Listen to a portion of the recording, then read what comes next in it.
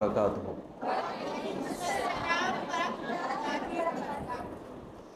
نحمد و نصلی علی رسولہ الکریم، اما بعد، اعوذ باللہ من الشیطان الرجیم، بسم اللہ الرحمن الرحیم۔ وقال اللہ تعالی یوم ینفع لا مال ولا بنون الا من اتى اللہ بقلب سلیم، رب اشرح لی صدری ویسر لی امری واحلل عقدۃ من لسانی یفقهوا قولی، سبحانک لا علم لنا الا ما علمتنا انک انت العلیم الحکیم۔ اللہم ارنا الحق حقا وارزقنا اتباعہ وارنا الباطل باطلا وارزقنا اجتنابہ، آمین یا رب العالمین۔ سب سے پہلے تو میں بہت شکر گزار ہوں الہدیٰ کی مینجمنٹ کا، عالیہ باجی کا، قمر بھائی کا، کہ انہوں نے مجھے یہاں آنے کی دعوت دی اور آپ کے سامنے قرآن و سنت سے کچھ چیزیں پیش کرنے کا موقع دیا۔ اللہ تعالیٰ سے دعا ہے کہ اللہ تعالیٰ اس کو قبول فرمائے، اللہ تعالیٰ ہمیں اس پر عمل کرنے کی توفیق عطا فرمائے، اور اللہ تعالیٰ ہم سب کا یہاں آنا اور بیٹھنا تعالیٰ اس کو اپنی بارگاہ میں خیر و برکت کا باعث بنائے۔ صحیح بخاری میں ایک روایت ہمیں ملتی ہے، اللہ کے نبی صلی اللہ علیہ وسلم نے فرمایا، پچھلے زمانوں میں ایک عورت جو زانی عورت تھی، وہ کہیں راستے سے گزر رہی تھی، ایک کنویں کے پاس سے گزری تو اس نے وہاں پر ایک پیاسے کتے کو دیکھا، جو اپنی پیاس کی وجہ سے اپنی زبان باہر نکالا ہوا تھا۔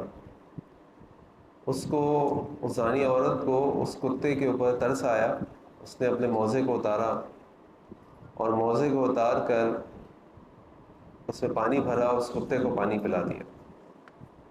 اللہ تعالیٰ نے اس عورت کو اس کی اس نیکی کی وجہ سے معاف کر دیا اور اس کو جنت میں داخلہ دے دی۔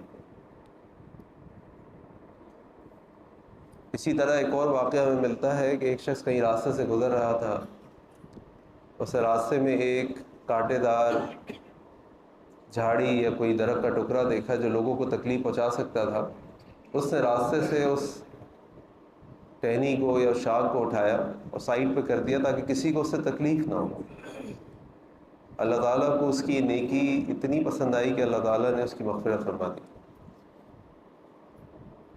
اسی طریقے سے ایک عورت جو سیاہ فام عورت تھی، مسجد کی صفائی کرتی تھی، ایک دن نبی کریم صلی اللہ علیہ وسلم صبح مسجد میں آئے تو آپ صلی اللہ علیہ وسلم نے اس عورت کو نہیں دیکھا۔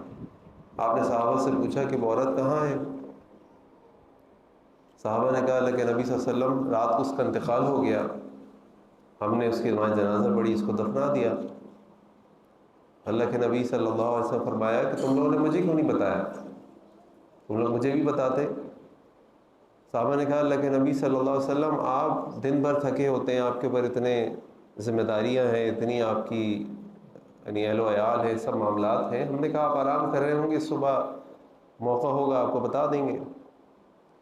رسول اللہ صلی اللہ علیہ وسلم نے پوچھا اس کی قبر کہاں ہے؟ آپ صلی اللہ علیہ وسلم اس کی قبر پر گئے، آپ صلی اللہ علیہ وسلم نے صلاۃ جنازہ پڑھی، اس کے لیے دعا کی۔ اب اگر آپ ان تینوں افراد کی نیکیوں کو دیکھیں تو یہ نیکیاں ہماری نظر میں کوئی بہت بڑی نیکیاں نہیں ہیں۔ مطلب پہلے واقعے میں اگر آپ غور کریں تو اللہ تعالیٰ اس عورت کا تعارف کیا کرا رہے ہیں؟ وہ عورت بہت عبادت کرنے والی نہیں تھی، وہ عورت بہت تقوی والی نہیں تھی، وہ عورت کوئی اور بہت بڑے کام نہیں کرتی تھی جیسے ہم سوچ رہے ہوتے ہیں کہ بڑے کام ہیں، نیک کام ہیں، لیکن وہ عورت جو تھی اور اس کے جو تعارف تھا وہ بھی اس کے گناہ سے تھا۔ اس عورت نے جس کتے کو پانی پلایا، اس کتے کو آپ کو پتہ ہے ہماری شریعت میں اپنے گھروں کے اندر ہم نہیں رکھ سکتے، منع ہے، حرام ہے، پال نہیں سکتے۔ اس کا جو لعاب ہے اگر تھوک کہیں لگ جائے تو 7 دفعہ پانی سے اور 1 دفعہ مٹی سے اس کو دھونا پڑتا ہے، لیکن اس عورت نے اس پیاسے کتے کو پانی پلایا، اللہ تعالی نے جنت دے دی۔ دوسرا واقعہ آپ دیکھیں تو ایک کانٹے دار جھاڑی ہے، کتنی دفعہ ایسا ہوتا ہے کہ ہم کہیں سے چل رہے ہوتے ہیں یا کہیں سے گزر رہے ہوتے ہیں راستے میں ایسی کوئی چیز پڑی ہوئی نظر آتی ہے جس کی وجہ سے گاڑیوں کو یا پیدل گزرنے والوں کو تکلیف ہوتی ہو، کچرا پڑا ہے، کوئی چیز پڑی ہے، میں تو ابھی یہ بات کر رہا ہوں کہ اس شخص نے اس تکلیف دہ چیز کو ہٹایا۔ اب آپ سوچیں ان لوگوں کے بارے میں اللہ تعالیٰ کیا فیصلہ کریں گے یا کیا ان کے ساتھ معاملہ ہوگا جو لوگوں کے راستوں میں تکلیف دہ چیزیں پھینکتے ہیں، کچرا پھینک دیتے ہیں، راستے بند کر دیتے ہیں، رکاوٹیں کھڑی کر دیتے ہیں۔ تو یہ بھی کوئی اتنا بڑا کام نہیں ہے ہماری نظر میں کہ آپ گاڑی سے مثال طور پر کہیں جا رہے ہیں، آپ گاڑی سے اتریں، پیدل جائیں، کوئی چیز پڑی آپ نے سائڈ پہ کر دی کہ آنے والے کے پاؤں گندے ہو جائیں گے، کوئی کچرے کی چیز ہے یا اس کو مشکل ہوگی، لیکن اللہ تعالیٰ نے اس نیکی کے بدلے بھی جنت دے دی۔ آپ تیسرے واقعے کی طرف آئیں تو وہ عورت، اس عورت کا نام ہمیں کسی صحیح روایت سے نہیں ملتا، ایک ضعیف روایت میں اس کا نام ہمیں ملتا ہے، اس میں بتاتا ہے کہ اس کا نام تھا ام محجن، ام محجن۔ اب وہ عورت کون تھی؟ سیاہ فام عورت تھی۔ کام کیا کرتی تھی؟ مسجد کی جھاڑو لگاتی تھی۔ یہاں پہ ماشاءاللہ بہت سارے دین کا کام کرنے والے لوگ بیٹھے ہیں، اگر کوئی پروگرام ہو رہا ہو اور کسی کی ڈیوٹی لگا دی جائے کہ بس آپ نے گیٹ پہ کھڑے ہونا ہے، آپ نے گاڑیوں کی پارکنگ کرانی ہے، ظاہری بات ہے انتظام ہے نا، اور انتظام کے اندر ساری چیزیں آتی ہیں، کوئی نہ کوئی واش روم دیکھ رہا ہوگا، کوئی کھانے کی چیز دیکھ رہا ہوگا، کوئی کلاس روم کے اندر ہوگا، کوئی گیٹ پہ کھڑا ہوگا، کوئی پارکنگ کرا رہا ہوگا، سب والنٹیئرز یہ ٹیم یہ سب کرا رہے ہوتے ہیں۔ ہر جگہ تو آپ لوگوں کو ہائر کر کے پیسوں پہ نہیں رکھ سکتے۔ تو ہماری نظر میں کتنا اہم کام ہے اور کتنا بڑا کام ہے کہ مسجد کی جھاڑو لگانا۔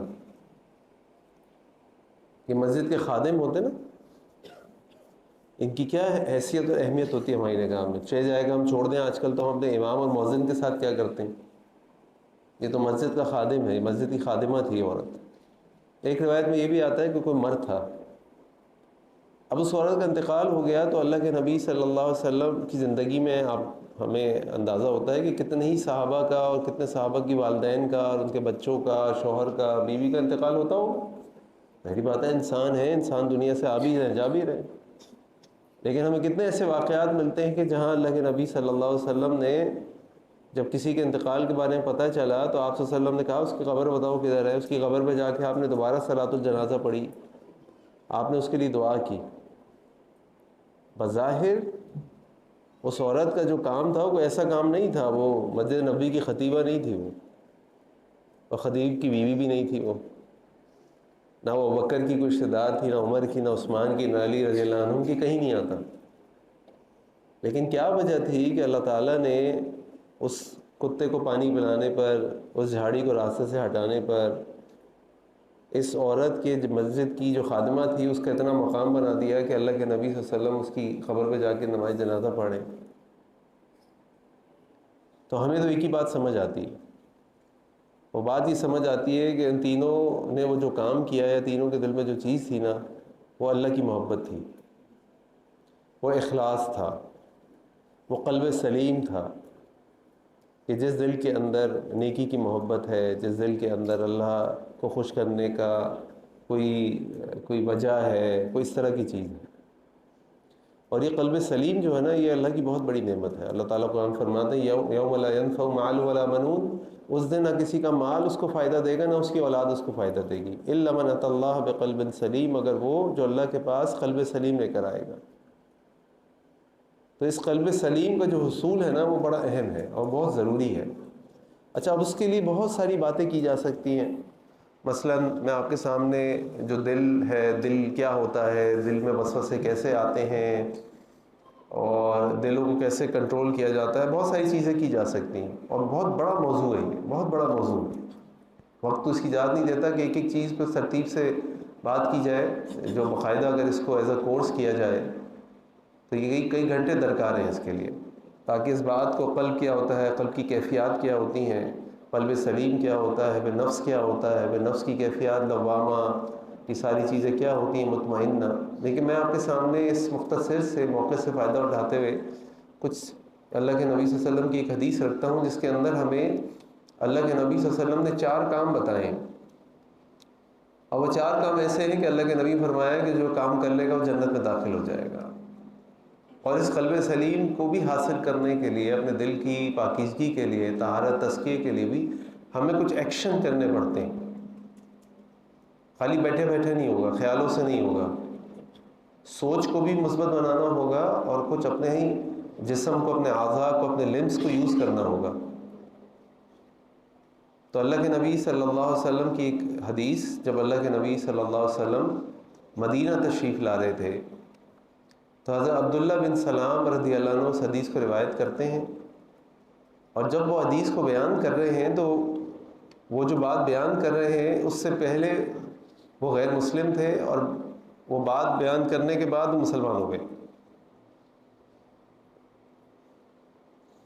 اور فرماتے ہیں کہ جب اللہ کے نبی صلی اللہ علیہ وسلم لما قدم النبی صلی اللہ علیہ وسلم المدینہ تھا، جب اللہ کے نبی صلی اللہ علیہ وسلم مدینہ تشریف لائے، ان جفل الناس قبلہ، تو لوگ جوق در جوق اللہ کے نبی صلی اللہ علیہ وسلم کی طرف جانے لگے. تو میں بھی ان کے ساتھ چلا گیا. فلما تبینت وجہہ، اور جب میں نے ان کے چہرے کو دیکھا، عرفت، میں جان گیا، لیس بوجہ کذاب، یہ چہرہ کسی جھوٹے شخص کا نہیں ہو سکتا. اس سے ایک بات ہمیں بڑی اہم پتہ چلی. کیا بات پتہ چلی بتائیے؟ جب انہوں نے یہ کہا نا کہ عرفت، میں پہچان گیا، جب ان کا چہرے کو میں نے دیکھا، میرے سامنے واضح ہو گیا اور میں پہچان گیا کہ یہ چہرہ کسی جھوٹے شخص کا نہیں ہو سکتا. تو ایک بڑی اہم چیز ہے جو ہمیں سمجھنے کی ضرورت ہے، اور میں چاہتا ہوں کہ آپ میں سے کوئی مجھے بتائے کہ اس سے کیا بات پتہ چل رہی ہے. جی محبت تھی اس کے دل میں. جی، اس کے دل میں محبت تھی. کس کے دل میں؟ جو چہرہ دیکھ رہا. چلے، جو چہرہ دیکھ رہا تھا اس کے دل میں محبت تھی. ٹھیک ہے جی. اور سبحان اللہ، جب انسان کا دل سلیم ہوتا ہے نا، قلب سلیم، انسان کا دل پاک ہوتا ہے تو اس کی پاکیزگی اس کے چہرے سے بھی ظاہر ہوتی ہے. اس کے چہرے سے بھی لوگوں کو محبت ہوتی ہے. چہرے سے پتہ چلتا ہے یہ آدمی کتنا صاف ہے، کتنا پاکیزہ ہے، کتنا نرم ہے، کتنی محبت کرنے والا ہے.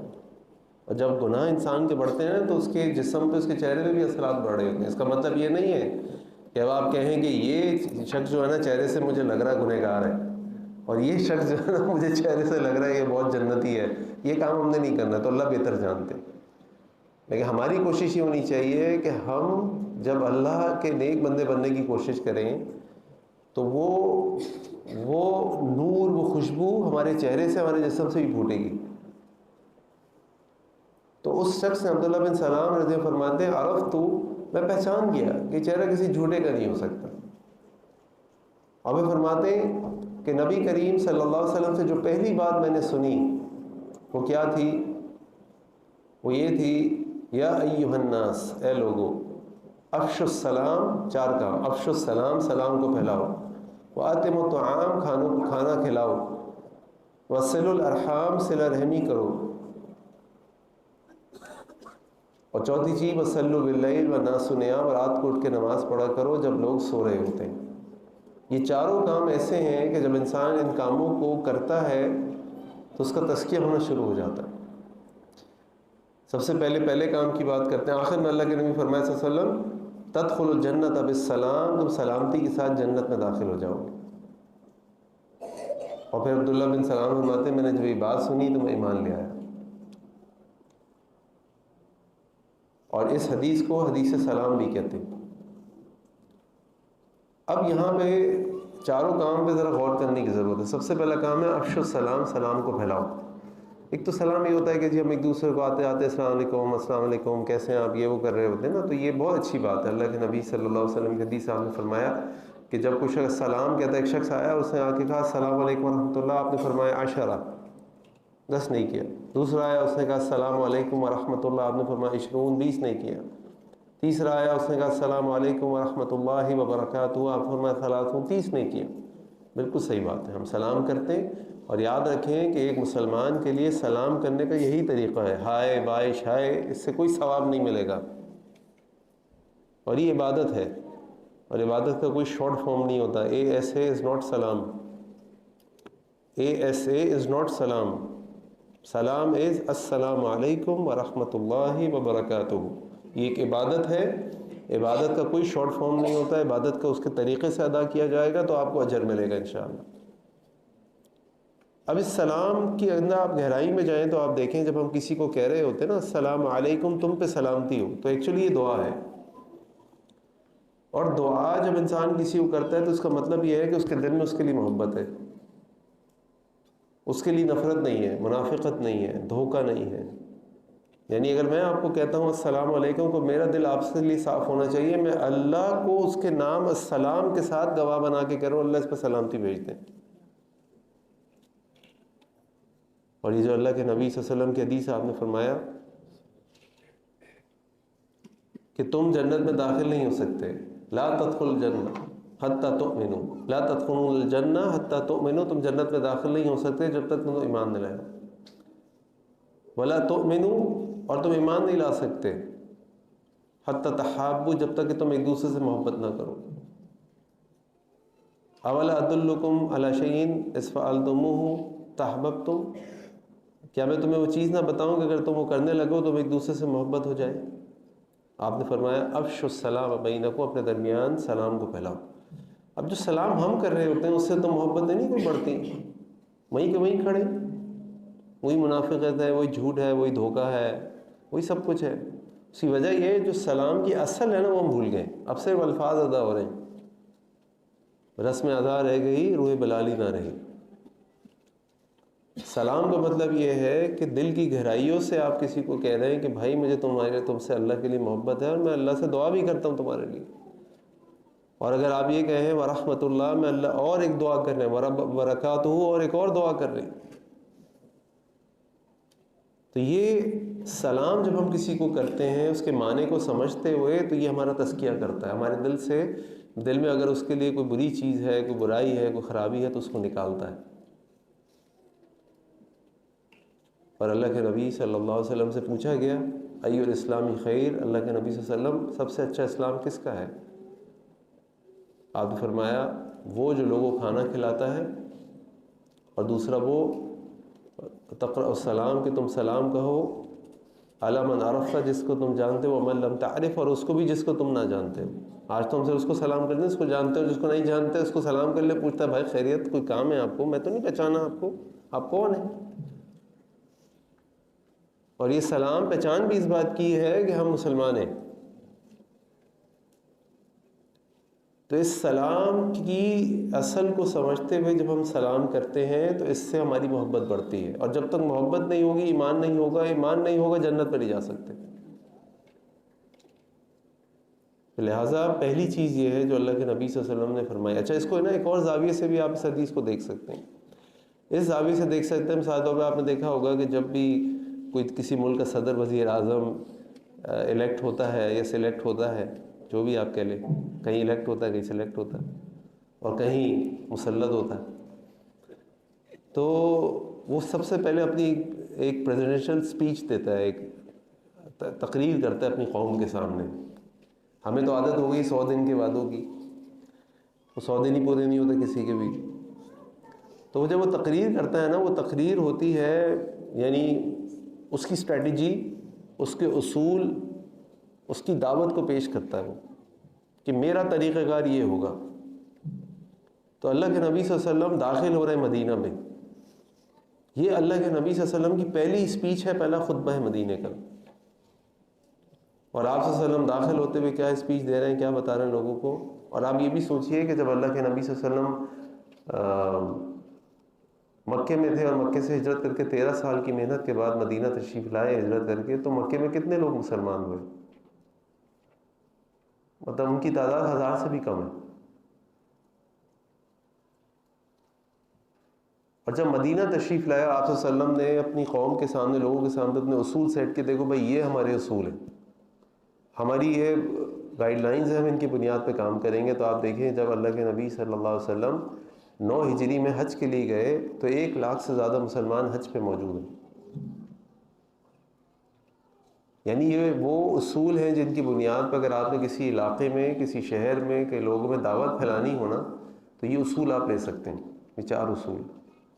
سب سے پہلا اصول افشوا السلام، یعنی اللہ کے نبی فرما رہے ہیں آپ سب لوگ جان لیں ہم سب سے سلامتی میں ہیں. اگر آپ ہم سے معاہدہ کر لیتے ہیں، آپ ہمارے ساتھ عزت کے ساتھ رہتے ہیں، کوئی دغا بازی نہیں کرتے، دھوکہ نہیں کرتے، جنگ نہیں کرتے، ہم آپ سے خواہ مخواہ جھگڑا نہیں کریں گے. آپ سلامتی میں ہیں، پہلا اصول۔ دوسرا اصول وَأَطْعِمُ الطَّعَامَ، لوگوں کو کھانا کھلاؤ، لوگوں کو کھانا کھلاؤ۔ اور یہ لوگوں کو جو کھانا کھلانا ہے نا، یہ بہت بڑی نیکی ہے، بہت بڑی نیکی ہے۔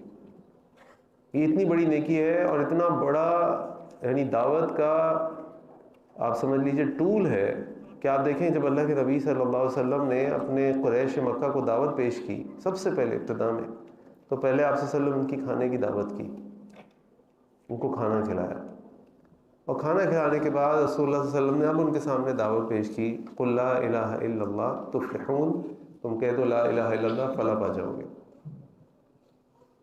قرآن کریم میں اللہ تعالیٰ کئی مقام کے اوپر اللہ تعالیٰ نے جنت جہنم کے ڈائلاگز نقل کیے ہیں قرآن کریم میں، کہ جہنمیوں کے جنتیوں کے آپس میں ڈائلاگ ہو رہا ہے۔ سورۃ المدثر میں جو اللہ تعالیٰ نے وہ منظر پیش کیا ہے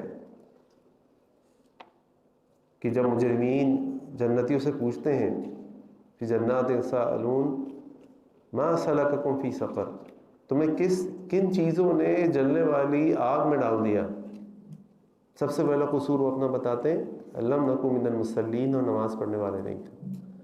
دوسرا قصور وہ اپنا بتاتے ہیں کہ ہم لوگوں کو مسکینوں کو کھانا کھلانے والے نہیں تھے، کھانا نہیں کھلاتے تھے۔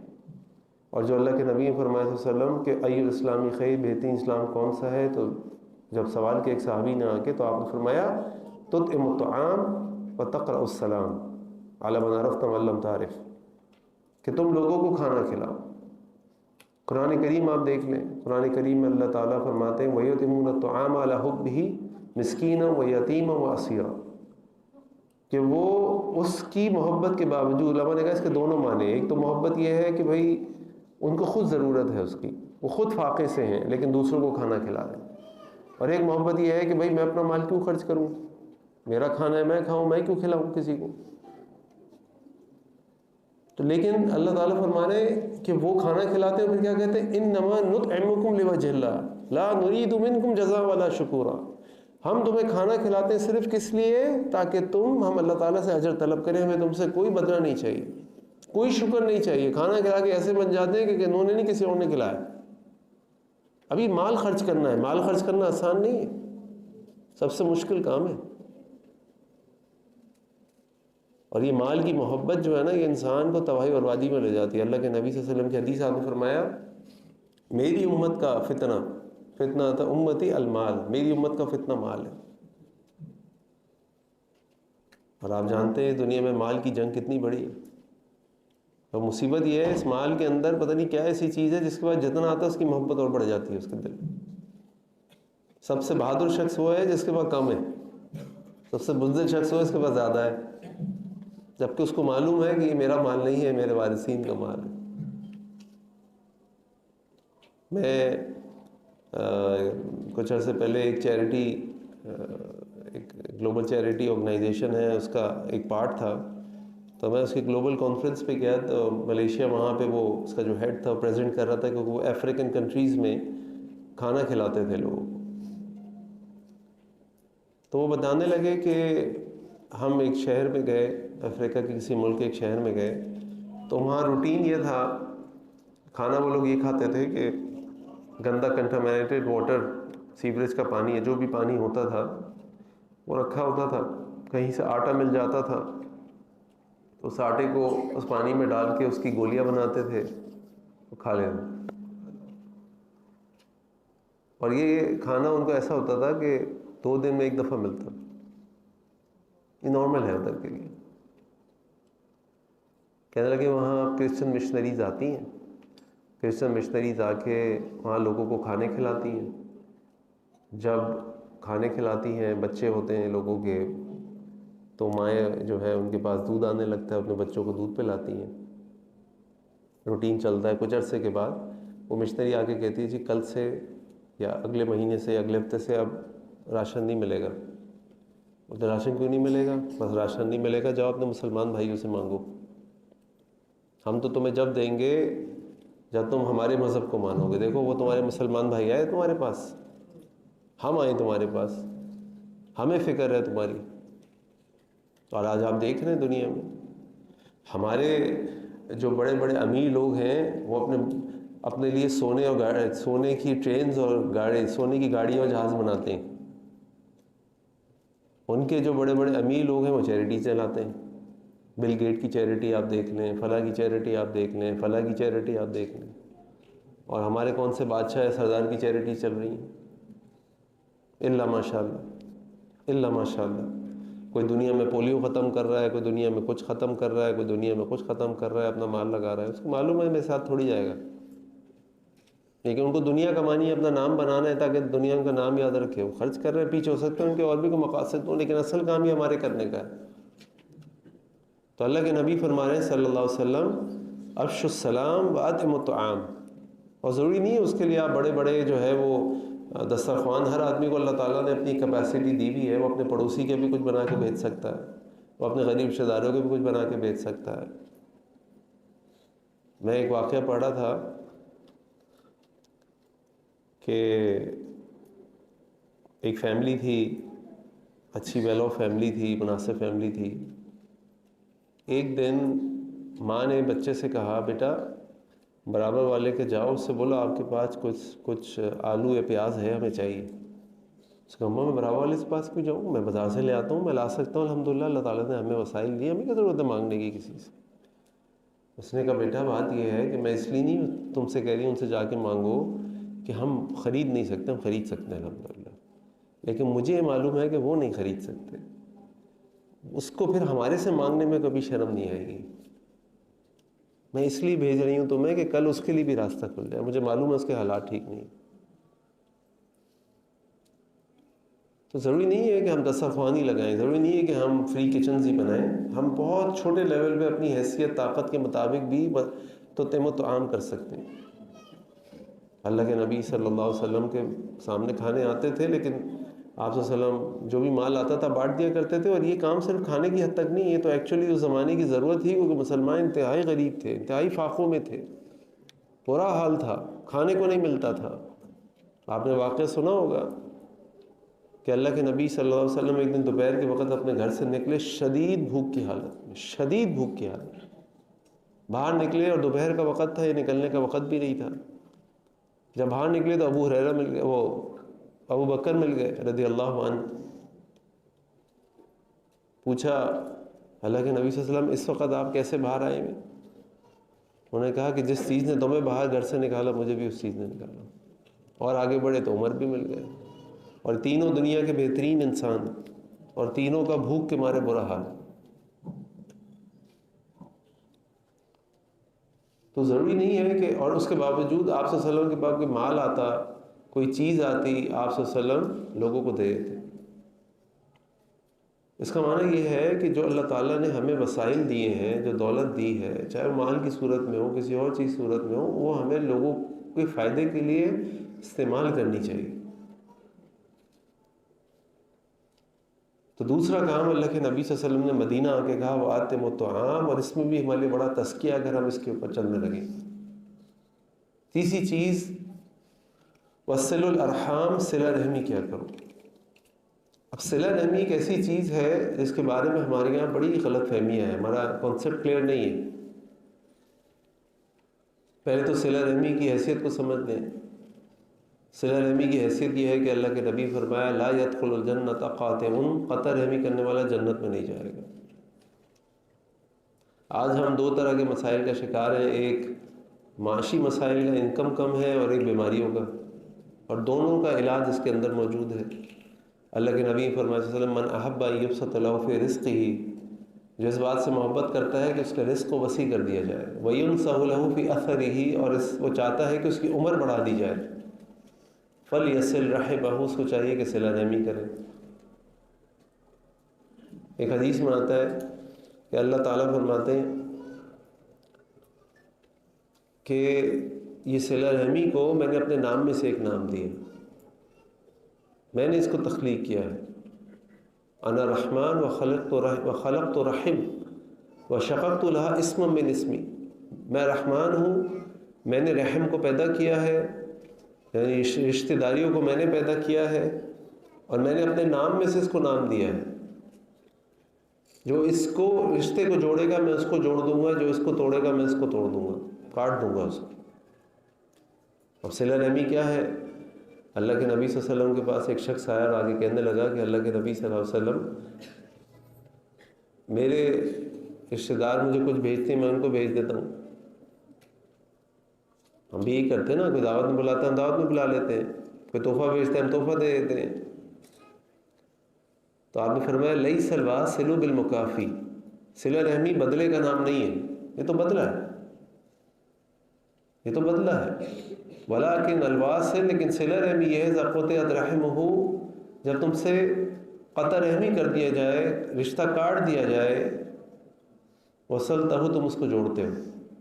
یعنی اس نے آپ کو دعوت نہیں دی، آپ اس کو دعوت دیں، اس نے آپ کو سلام نہیں کیا، آپ اس کو سلام کریں، اس نے آپ کے گھر کوئی تحفہ کھانا کوئی چیز نہیں بھیجی، آپ بھیجیں عید پہ موقع پہ جو بھی ہے، آپ انتظار نہ کریں وہ دے گا تو میں دوں گا نا، اس نے نہیں دی تو میں کیوں دوں بھائی، مجھے کیا ضرورت ہے؟ نہیں، کیونکہ آپ کا اس سے خون کا رشتہ ہے۔ صلہ رحمی ہوتی ہے خون کے رشتوں میں، چچا، ماموں، بہن، بھائی، خالہ، والدین، بچے۔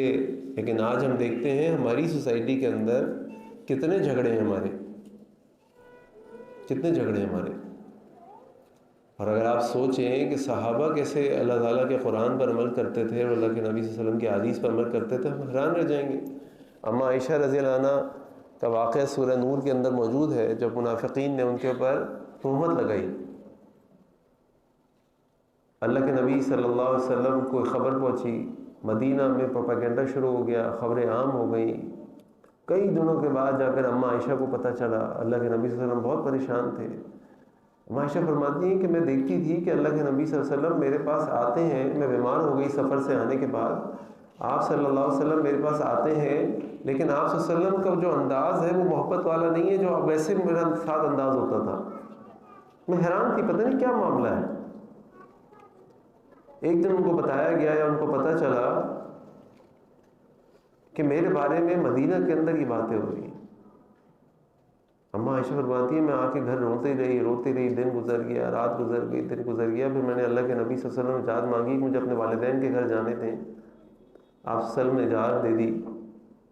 آپ صلی اللہ علیہ وسلم کے درمیان میں اتنا پروپیگنڈا ہو گیا کہ آپ نے حضرت علی کو بلایا، آپ نے بریرہ جو ان کی باندی تھی ان کو بلایا، اور آپ صلی اللہ علیہ وسلم نے ان سے مشاورت کی کہ بھائی تم مجھے مشورہ دو، میں اس معاملے کا کیا کروں۔ یعنی اس حد تک رسول اللہ صلی اللہ علیہ وسلم پریشان ہو گئے۔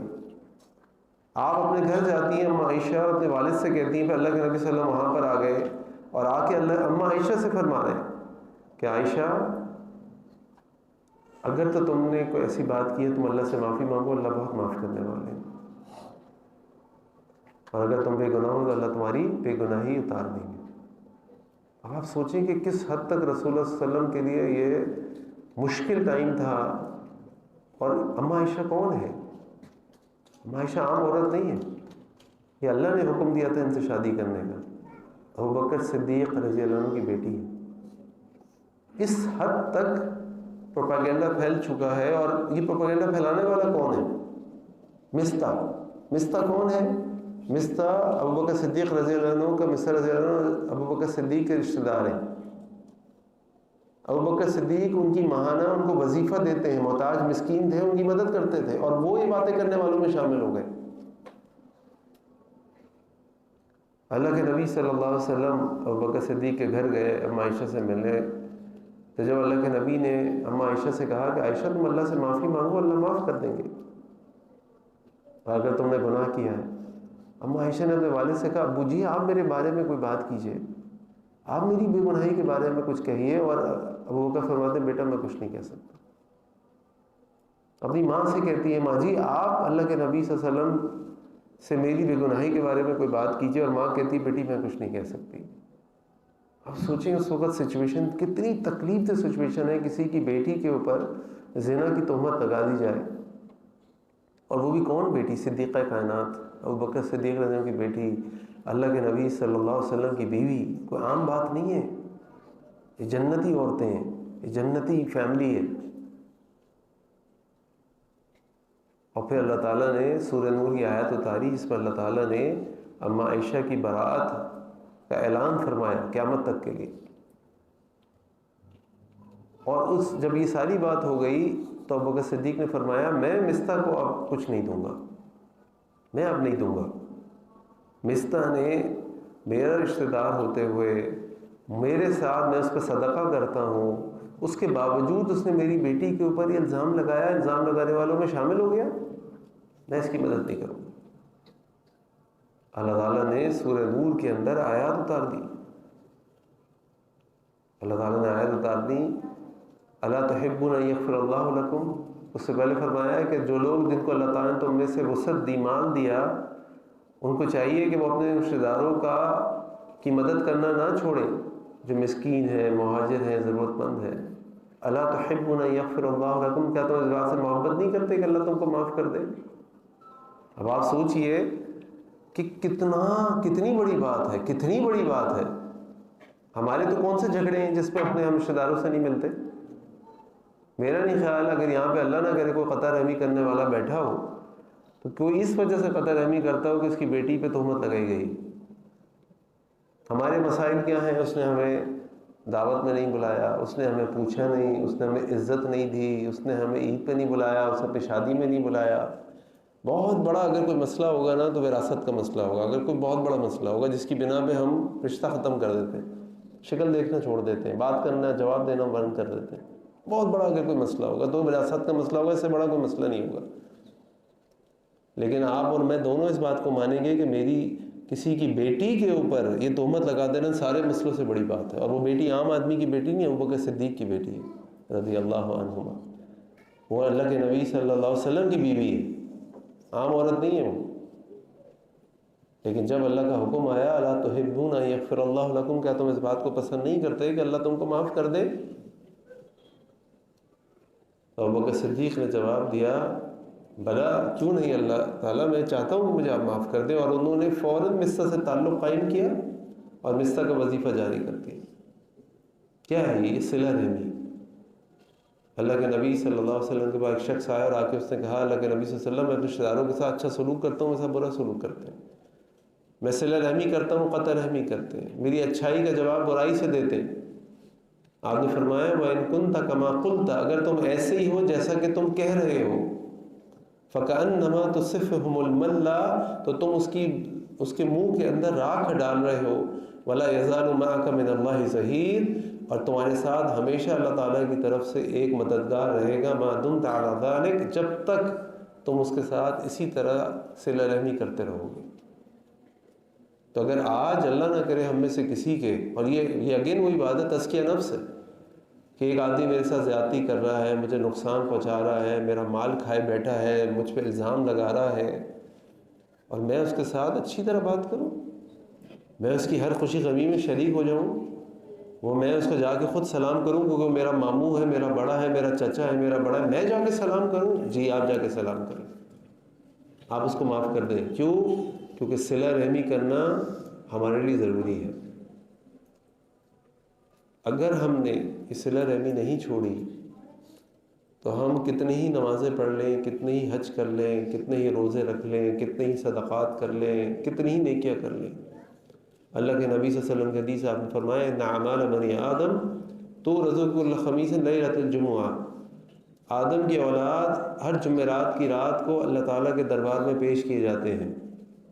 یہ جو ہم نیکیاں کر رہے ہیں نا، آج ہم بیٹھے ہیں تو جمعرات کو اس حدیث کے مطابق جمعرات کو یہ نیکی فرشتے اللہ تعالیٰ کے دربار میں لے کر پہنچیں گے ہماری اپروول کے لیے.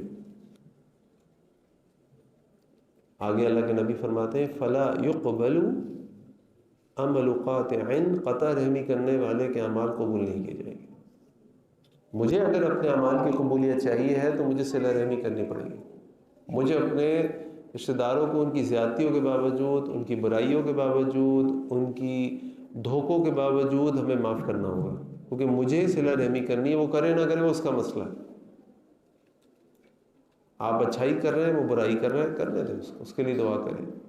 آپ سلام کر رہے ہیں، جواب نہیں دے رہا، آپ اللہ کے دربار میں کہہ سکتے ہیں اللہ میں نے قرآن اور حدیث کی روشنی میں صلہ رحمی کا حق ادا کرنے کی کوشش کی، فرض ادا کرنے کی کوشش کی، اللہ آپ گواہ، اللہ مجھے معاف کر دیں. اور میں آپ کو حقیقت بتاؤں، آج ہمارے گھروں میں، ہمارے کاروباروں میں، ہمارے مال میں برکت نہیں ہے۔ آج ہم سب بھی کام کرتے ہیں، بہت کچھ کماتے ہیں، لیکن پورا نہیں ہوتا، پریشانی رہتے ہیں۔ اور جو ہمارے بڑے بزرگ گزرے ہیں نا، ان کے مالوں میں بڑی برکت تھی۔ کیوں؟ میں تو یہ دیکھتا ہوں، مجھے یاد ہے میں چھوٹا تھا، میرے والد ہر اتوار، ہر جمعے کو چھٹی ہوتی تھی تو ہمیں لے کے جاتے تھے اپنی خالہ کے گھر، کبھی اپنے ماموں کے گھر، کبھی اپنی پھوپھی کے گھر، کبھی اپنی بہنوں کے گھر، ہر کسی کے گھر کچھ نہ کچھ لے کے جاتے تھے۔ عید پہ سامان بھیجتے تھے، کبھی کھانا بنوا کے بھیج رہے ہیں، کبھی تحفے بنا کے بھیج رہے ہیں، کبھی موسم آ گیا، آم کا آ گیا تو سب کے آم لے کے چلے گئے۔ وہ جو رشتہ داری کا حق ادا کرنا ہے نا، صلہ رحمی، یہ اتنا بڑا ملٹی پلائر ایفیکٹ ہے اور خیر و برکت کا دروازہ ہے، جو اب ہمیں سمجھ نہیں آتا، کیونکہ ہم بڑی مٹیریلسٹک ورلڈ میں رہتے ہیں۔ وہ میرے ساتھ کیا کر رہا ہے جو میں ساتھ کچھ کروں؟ ارے بھائی، وہ کرے نہ کرے، آپ کرو۔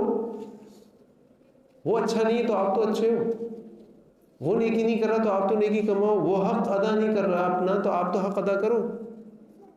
اور اس کے ذریعے جو اللہ کے نبی فرمائے صلی اللہ علیہ وسلم، من احب ان یبسط له فی رزقہ وینسأ له فی اثرہ، ہمارے بڑوں کو بیماریاں نہیں تھیں جو آج ہمیں اس عمر میں ہو گئی ہیں۔ وہ لمبا لمبا چل لیتے تھے، لمبا لمبا جی لیتے تھے، کوئی بیماری، کوئی دوائی نہیں کھاتے تھے۔ آج ہمیں نیند نہیں آتی گولی کے بغیر۔ جس کو دیکھو کولیسٹرول، جس کو دیکھو۔ میں صبح واک کرنے جاتا ہوں تو اللہ نے فرمایا مجھے 90% وہی لوگ ملتے ہیں کہ ڈاکٹر نے بھیجا ہوتا ہے۔ خوشی سے تو آپ کوئی واک کرنے آتا ہی نہیں ہے یا ایکسرسائز کرنے۔ اور مطلب میں 40s میں ہوں، مجھے اپنے ایج کے لوگ بھی مل جاتے ہیں، میں کہتا ہوں بھائی خیریت ہے؟ کولیسٹرول بڑھا ہے، شوگر بڑی ہے، کیا ہوا بھائی آپ کو؟ کیسے آ گئے آج آپ؟ تو وہی بتا رہا ہوتا ہے، اور ان کو کولیسٹرول بڑھ گئے، ٹرائگلیسرائڈز بڑھ گئے، یا وہ شوگر تھوڑی سی بڑھ گئی تو ڈاکٹر نے کہا بھائی واک کرنی پڑے گی۔ ہمارے بڑوں کو تو بہرحال وہ ویسے ہی پیدل چلتے تھے اس زمانے میں زیادہ، کیونکہ زمانے میں یہ سب گاڑیاں اور یہ سب چیزیں نہیں ہوتی تو چلنا ہی پڑتا تھا، تو ویسے ہی اللہ تعالیٰ کا سسٹم بنایا ہوا تھا کہ ان کی چیزیں کنٹرول ہو جاتی تھیں، لیکن یہ سب اللہ کے سسٹمز ہیں نا۔ تو یہ ہے صلہ رحمی۔ اب آپ اس کو یوں سوچیں کہ ایک آدمی دین کی دعوت دینے نکلا ہے اور اس کے اپنے رشتے دار اس سے ناراض بیٹھے ہیں، ساری دنیا کو جنت پہنچانے کی کوشش کر رہا ہے، اپنے رشتے دار جو ہیں وہ اس کو جہنم پہنچانے کی کوشش کر رہا ہے۔ ساری دنیا کی اس کو فکر ہے، اپنا گھر اس کا خود جل رہا ہے۔ تو ایک مسلمان کا دعوت کی میتھڈالوجی کیا ہوگی؟ 4 اصول ہیں، اور یہ ہمارا تزکیہ بھی ہے کہ سب سے پہلے تم سے سب سلامت ہو، سب کو پتہ ہو کہ ان کو تم سے کوئی نقصان، تم پیچھے سے کوئی وار نہیں کرو گے، ان کو کوئی نقصان نہیں پہنچاؤ گے، اور جو دعا دے رہے ہو تم حقیقت میں اس کو دعا دے رہے ہو، تمہارا دل ان سے صاف ہے۔ نمبر 2، تم لوگوں کے لیے خرچ کرنے کو تیار ہو، لوگوں کے لیے کچھ کرنے کو تیار ہو، تم لوگوں کی خدمت۔ اللہ کے نبی صلی اللہ علیہ وسلم پہلے خدمت کرتے تھے، پھر لوگ ان کی محبت کرتے تھے نا۔ آپ صلی اللہ علیہ وسلم لوگوں کے خادم تھے، آپ آگے بڑھ کے کام کرتے تھے، آپ لوگوں سے کوئی اجرت یا بدلہ طلب نہیں کرتے تھے، نہ امید رکھتے تھے، اور یہی صحابہ کا معمول بھی تھا۔ یعنی وَأَطْعِمُوا الطَّعَامَ، تم لوگوں کے لیے کچھ کرو۔ نمبر 3، وَصِلُوا الْأَرْحَامَ، تم صلہ رحمی کرو، رشتہ داروں سے اچھا سلوک کرو۔ تمہارے رشتہ دار تمہیں محبت کرنے والے ہوں، دعائیں دینے والے ہوں، تمہارے ایمان، تمہارے کردار کی گواہی دینے والے ہوں، اس سے بڑی گواہی کس کی ہوگی؟ جیسے ہم کہتے ہیں نا جی، سب سے بڑی گواہی اگر آپ کو دنیا میں چاہیے ہو، سب سے سچی گواہی، مطلب اگر سب سچ بولنے لگیں، اگر سب سچ بولنے لگیں تو سب سے سچی گواہی کس کی ہوگی ہماری زندگی میں؟ آپ لوگوں سے جواب چاہیے۔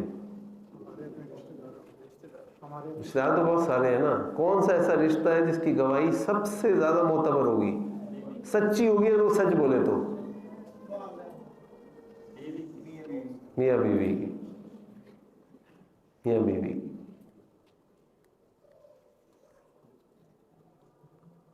کیونکہ جو بیوی ہوتی ہے نا اور میاں ہوتا ہے، وہ جتنے قریب سے ایک دوسرے کو جانتے ہیں کوئی اور نہیں جان سکتا۔ والدین کے لیے تو بچے ان کے شہزادے ہوتے ہیں، کیسے بھی ہوں، ان کا خون ہوتا ہے، لیکن جو شوہر بیوی کی اور بیوی شوہر کی گواہی دینا، اس سے بڑھ کے اور سچی گواہی کسی کی نہیں ہو سکتی۔ تو آپ کے اپنے رشتے دار، آپ کے اپنے گھر والے آپ کے لیے جو گواہی دیتے ہیں نا، اس سے بڑی کی کوئی گواہی نہیں ہو سکتی، اس سے سچی کوئی گواہی نہیں ہو سکتی۔ اور چوتھا کام اللہ کے نبی نے فرمایا صلی اللہ علیہ وسلم، وصلوا باللیل والناس نیام، رات کو اٹھ کے نماز پڑھا کرو جب لوگ سو رہے ہوتے ہیں۔ اور یہ کون سی نماز ہے؟ یہ تہجد کی نماز ہے۔ نفلی نمازوں میں اللہ تعالیٰ کو سب سے محبوب جو نماز ہے وہ تہجد کی نماز ہے۔ اور یہ نماز اس لیے محبوب ہے کہ جب انسان یہ نماز پڑھ رہا ہوتا ہے نا تو اس کو کوئی دیکھنے والا نہیں ہوتا، اور یہ فرض بھی نہیں ہے۔ تو یہ نماز اللہ کو کیوں پسند ہے؟ یہ نماز اس لیے کو پسند ہے کیونکہ بندہ صرف اللہ کی محبت نہیں کر سکتا، فرض بھی نہیں ہے نا کہ بھائی چلو میری پکڑائی ہوگی، کوئی پکڑائی نہیں ہوگی، آپ نہ پڑھیں۔ اللہ آپ سے پوچھیں گے نہیں کہ آپ نے تہجد کیوں نہیں پڑھی، نہیں پڑھی کوئی بات نہیں، تمہاری مرضی، نہ پڑھو۔ 5 وقت کی جمع نماز مردوں نے باجماعت میں وقت پہ پڑھ لی، عورتوں نے اپنے وقت پہ گھروں میں پڑھ لی، الحمدللہ۔ سنت موقدہ 12 آپ نے پڑھ لی، الحمدللہ، نور علی نور، کافی ہے۔ تہجد کیوں پڑھتے ہیں آپ؟ تہجد آپ اس لیے پڑھتے ہیں کیونکہ آپ کو اللہ سے محبت ہوتی ہے۔ وہ وقت ہوتا ہے جب اللہ کے آگے آپ اپنی گزارشات کو پیش کرتے ہیں، اپنی پرابلمس کو شیئر کرتے ہیں اور پھر اس سے مدد مانگتے ہیں۔ کوئی نہیں دیکھ رہا آپ کو، کسی کو نہیں پتا کہ آپ رات کو تہجد میں اٹھے تھے نہیں اٹھے تھے، بس آپ جانتے ہو، اللہ جانتا ہے۔ بہت سے بہت آپ کی بیوی یا شوہر جانتا ہوگا، یہ بہت سے بہت آپ کے اپنے بچے اگر گھر اس طرح گئے کہ پتہ چل جائے کہ ابا جی اٹھے ہیں یا اماں جی اٹھی ہیں، کوئی باتھ روم گیا ہے، کوئی کھڑا ہے۔ ویسے تو اللہ کا شکر ہے، ہم جتنا بھی شکر ادا کریں کم ہے کہ اللہ تعالیٰ نے ہمیں کم از کم اتنے تو گھر دیے ہیں کہ اگر ہمیں نماز پڑھنی ہو تو آرام سے کہیں کمرے میں کھڑے ہو کے پڑھ سکتے ہیں۔ ورنہ اللہ کے نبی صلی اللہ علیہ وسلم جو رحمت العالمین ہے، اللہ کے محبوب ترین ہیں، ان کا گھر کا سائز تو اتنا تھا جس پہ وہ شکر ادا کرتے تھے، افلا اکون عبدا شکورا، کہ جب ان کے پاؤں سوج جاتے تھے اور وہ اللہ کا شکر ادا کرتے تھے۔ گھر کا سائز یہ تھا کہ جب رات کو ان کے نماز پڑھنی ہوتی تھی تو اماں عائشہ سے کہتے تھے ٹانگ ہٹا لو، مجھے سجدہ کرنا، اور اس پر بھی اللہ کے آگے کھڑے ہو کے کہتے تھے افلا اکون عبدا شکورا، اللہ کیا میں شکر گزار بندہ نہ بنوں؟ آج ہمارے پاس کتنی نعمتیں ہیں اور ہمارے پاس کتنے شکوے ہیں، کتنی شکایتیں ہیں۔ تو یہ جو تہجد کی نماز ہے نا، یہ ایک مومن کا ہتھیار ہے، اور یہ نماز وہی پڑھتا ہے جس کو اللہ سے حقیقت میں محبت ہوتی ہے۔ اب آپ سوچیں، دعوت کے اعتبار سے اگر آپ سوچیں کہ آپ نے دعوت دی، دنیا کے لوگوں کو دعوت دی، رشتہ داروں کو دعوت دی، طالب علموں کو دعوت دی، کسی کو بھی دعوت دی، آپ نے پہلے ان کو دعا دی، پھر آپ نے ان کے لیے کچھ کیا، مال خرچ کیا، کھانا کھلایا، جو بھی کیا، اس کو آپ نے رشتہ داروں سے اچھا سلوک کیا، لوگوں نے آپ سے کچھ کہا، کسی نے کچھ کہا، کسی نے اچھی بات کی، کسی نے بری بات کی، اور پھر آپ رات کو اللہ کے آگے ہاتھ اٹھا کے کھڑے ہو جاتے ہیں، اللہ میں نے آج جو کچھ کر سکتا تھا میں نے آپ کے لیے کیا، یا اللہ کوئی کمی رہ گئی تو معاف کر دیں، یا اللہ میں چاہتا ہوں میرا بھائی دین پہ آ جائے، یا اللہ میں چاہتا ہوں میرا فلاں دوست جو ہے اس کو اولاد نہیں ہوئی، اللہ اس کو اولاد دے دے، اللہ میری یہ پریشانی ہے، اس پریشانی کو دور کر دے، اللہ مجھے بیماری کو ختم کر دے، اور اللہ آگے کے لیے مجھے اور توفیق دے دے کہ میں آپ کو راضی خوش کرنے کے لیے کوششیں کر سکوں، مجھ سے قبول کر لے۔ یہی موقع ہے۔ تو یہ 4 کام ایسے ہیں کہ اگر ہم یہ 4 کام کرنے لگیں تو انشاءاللہ ہمارے دلوں کی حالت بدل جائے گی، ہماری انشاءاللہ دعوت کا اثر بہت دور تک پھیل جائے گا، ہمارا کردار بہت خوبصورت ہو جائے گا۔ کیوں؟ کیونکہ یہ 4 کام ایسے ہیں جس سے ہمارا تزکیہ ہوتا ہے، اور یہ 4 کام جب کوئی کر لیتا ہے تو اللہ کے نبی نے فرمایا صلی اللہ علیہ وسلم تدخل الجنت بالسلام، تم سلامتی کے ساتھ جنت میں داخل ہو جاؤ۔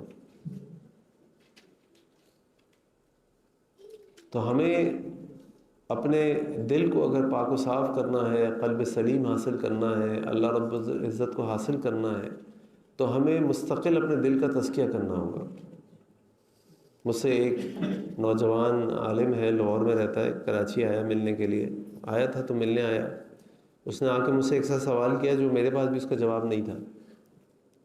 مجھ سے کہنے لگا کاشف بھائی آپ ماشاءاللہ دین کی دعوت کا کام کرتے ہیں، ہم لوگ بھی کوشش کرتے ہیں، آپ بھی مختلف جگہوں پہ جاتے ہیں، دروس دیتے ہیں، خطبہ پڑھاتے ہیں، یہ کرتے ہیں وہ کرتے ہیں، ساری دنیا کے لوگ آپ کو دیکھتے ہیں، کوئی آ کے کوئی تعریف کرتا ہے، کوئی کچھ کہتا ہے، کوئی کچھ کہتا ہے، آپ یہ بتائیں کہ آپ نے اپنے تزکیے کے لیے کیا سسٹم بنایا ہوا ہے؟ کیونکہ تو لوگ تو اب آپ کا تزکیہ دیتے ہیں نا، آپ نے کیا کیا ہوا ہے؟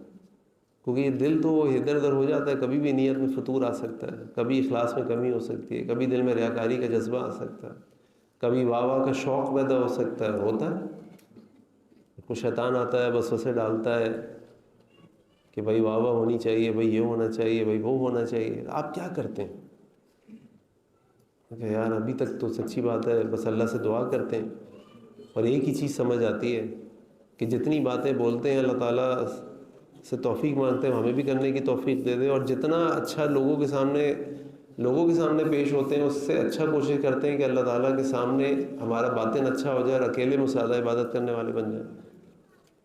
تو کچھ ایسے اعمال ہمارے پاس ہوں جو ہمارے لیے قیامت میں ایسٹس بن جائیں. مثال کے طور پہ تہجد کی نماز ایسے ایک عمل ہے جو ہمارے لیے قیامت میں دن ایسٹ بن جائے گا. یہ وہ عمل ہے جو کسی کوئی نہیں دیکھ رہا آپ کا. آپ 2 رکعت پڑھیں، 4 پڑھیں، 15 منٹ پڑھیں، 1 گھنٹہ پڑھیں، آپ کا اللہ کا معاملہ ہے، کسی کو نہیں پتہ چلتا. آپ 30 جمعرات کے روزے رکھ لیں، آپ 20 کے روزے رکھ لیں، پتہ ہی نہیں چلتا کسی کو. ہر آدمی اپنے کام میں لگا ہوا ہے، آج کل تو وقت بھی پتہ نہیں چلتا، یوں دن گزر جاتا ہے. اب یہ وہ چیزیں ہیں جو ہمیں اپنے ذاتی تزکیے کے لیے کرنی بہت ضروری ہیں، خاص طور پہ طالب علموں کو. یہاں پہ ماشاء اللہ طلبہ بھی بیٹھے ہیں، طالبات بیٹھی ہیں. یہ ہم جیسے طالب علموں کے لیے بہت ضروری ہے، کیونکہ ہم ہر کسی کے سامنے قال اللہ، قال رسول، قرآن کی آیات اور یہ سب پڑھ رہے ہوتے ہیں تو بڑے لوگ بڑے واہ واہ کرتے ہیں، لیکن ہم اندر سے کیا ہیں، ہمارا اللہ سے کتنا گہرا تعلق ہے، ہمارا 1 to 1 کنیکشن کتنا اسٹرانگ ہے، ہماری ایسی نیکیاں جو اللہ کے علاوہ کسی کو نہ پتہ ہو کتنی ہے ہمارے پاس. سلف صالحین کے بارے میں تو آتا ہے کہ وہ اپنی نیکیوں کو ایسے چھپاتے تھے کہ رات کو اٹھ کے قیام کر رہے ہیں، قرآن پڑھ رہے ہیں، جیسے کوئی گھر والا آتا فوراً قرآن بند کر کے ایسے بن جاتے تھے جیسے کچھ نہیں کر رہے. روزہ رکھ رہے ہیں، گھر والوں کو کہا دل نہیں ہے، اچھا دے دو میں کر لوں گا. ناشتہ لیا، کھانا لیا، راستے میں کسی کو دیا، خاموشی سے نکل گئے. شام میں آئے، کھانا مانگا، روزے کا ٹائم ختم ہو گیا، کھانا کھا لیا. پتہ ہی نہیں، گھر والوں کو بھی نہیں پتہ روزہ رکھا ہوا، کسی کو نہیں پتہ. خاموشی سے نہیں کیا کر رہے. کیوں؟ کیونکہ اسی طرح اب تو تزکیہ کر سکتے ہیں. خالی لوگوں کو کہتے رہیں کہ یہ کرو یہ کرو، خود کچھ نہ کرو تو یا الذین آمنوا لما تقولون ما لا تفعلون کبر مقتا عند اللہ ان تقولوا ما لا تفعلون. اللہ تعالیٰ فرماتے ہیں کہ اے لوگوں تم یہ بات کیوں کہتے ہو جو خود نہیں کرتے. یہ اللہ کے بہت ناپسندیدہ ہے کہ تم وہ کہو جو تم نہ کرتے. لہٰذا اس دل کو نا بہت سنبھالنے کی ضرورت ہے اور اپنے تزکیے پہ فوکس کرنے کی بہت ضرورت ہے، اور ایسی نیکیاں کرنے کی ضرورت ہے جو صرف آپ کے اور اللہ کے درمیان میں ہو، لوگوں کو پتہ نہ ہو. اور ایسے اعمال بھی کرنے کی ضرورت ہے، یعنی اپنے لمس کے تھرو، اپنے اعضاء کے تھرو، اپنی زبان کے تھرو، کہ جس سے ہمارے دل کا تزکیہ ہو. آپ اس شخص کو سلام کر رہے ہیں، دل کی گہرائیوں سے دعا دے رہے ہیں جس سے آپ کو تکلیف ہے، تو آپ کو دل صاف کرنا پڑے گا. آپ لوگوں کو کھانا کھلا رہے ہیں، اپنا مال خرچ کریں، کیوں خرچ کروں بھائی؟ مجھے تو مال جمع ہوا بینک میں رکھا ہوا اچھا لگتا ہے، میرے پاس اتنے ہو گئے، پھر اتنے ہو گئے، پھر اتنے ہو گئے، پھر اتنے ہو گئے، پھر ایک پراپرٹی پہ 2 پراپرٹی، 1 زمین 2 زمین، یہ چیز وہ چیز، مجھے اچھا لگا، میں کیوں دوں؟ خود کرے بھائی. لیکن آپ مال دیتے ہیں اللہ کے لیے، مال کی محبت دل سے نکالتے ہیں، صدقات کے تھرو، زکوٰۃ کے تھرو، خیرات کے تھرو. آپ رشتہ داروں سے صلہ رحمی کرتے ہیں بجائے باوجود اس کے کہ وہ آپ سے زیادتی کرتے ہیں. کس لیے؟ میں نے اللہ کے لیے معاف کیا، میں نے اللہ کے لیے معاف کیا. یہ تزکیہ ہے. دل میں خیال آ رہا ہے کیوں؟ اس نے تو مجھے گالی دی تھی، اس نے تو میرے باپ کو گالی دی تھی، اس نے تو میرا مال کھا لیا تھا. اور پھر آپ اللہ کے آگے کھڑے ہو کے نماز پڑھتے ہیں، اپنی نیند کو ختم کرتے ہیں، اپنی نیند کو توڑتے ہیں. کیوں؟ اللہ کے لیے بستر کو چھوڑتے ہیں. تو یہ کچھ ایسے اعمال میں نے آپ کے سامنے رکھے ہیں کہ جن کے ذریعے سے اللہ سے ہم امید کرتے ہیں کہ اللہ تعالیٰ ہمارا تزکیہ فرما دے، ہمارے ایمان کو بڑھا دے، اللہ تعالیٰ ہمارے گناہوں سے ہمیں بچا لے اور اپنا قرب عطا فرما.